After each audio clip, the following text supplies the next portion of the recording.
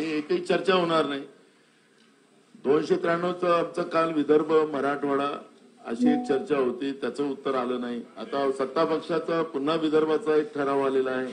अध्यक्ष महाराज, मराठा आणि ओबीसी आरक्षणाचा जो वाद महाराष्ट्रामध्ये निर्माण झालेला हा भयानक अध्यक्ष महाराज, आणि म्हणून तुम्ही हा एका दिवसात आता हे सगळं रात्रीपर्यंत 12-1 वाजेपर्यंत चालवायचं.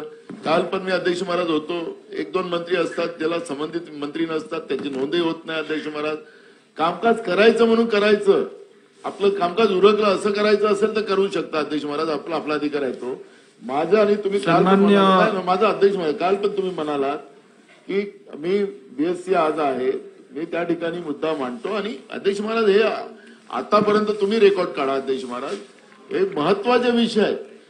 आणि महाराष्ट्रामध्ये आरक्षणाचा जो भडका झालेला अध्यक्ष महाराज, त्याला एवढं इझिली सरकार घेत असेल नाना. आरक्षणाच्या विषयावरती 3 दिवस चर्चा झाली, अजून किती दिवस तुम्हाला चर्चा करायची? उत्तर घ्यायचं नाही का आज? असं नाही ना, बरोबर? अध्यक्ष 3 दिवस पूर्ण 3 रात्री 12 आणि 1-1 वाजेपर्यंत सभागृह चाललंय, आपण कामकाज केलं. अध्यक्ष महाराज अजून तुम्हाला सांगतो, हे अधिवेशन नागपूर कराराप्रमाणे होते अध्यक्ष महाराज. विदर्भ आणि मराठवाडा या विकासाचं एक प्लॅन, आणि त्याबद्दल अनेक सन्माननीय सदस्याला या ठिकाणी चर्चा करायची, त्यांच्या भावना मांडायच्या. अध्यक्ष महाराज का रात्री 12-1 वाजेपर्यंत भावना मांडतील अध्यक्ष महाराज? अंतिम आठवडा आहे, त्याच्यावर केव्हा बोलायचं मग अध्यक्ष महाराज? अंतिम राज्यामध्ये कायदा सुव्यवस्था, त्या आमच्या ताईने जो प्रश्न मांडला ड्रगचा, ही मोठी मुद्दे आहेत अध्यक्ष महाराज.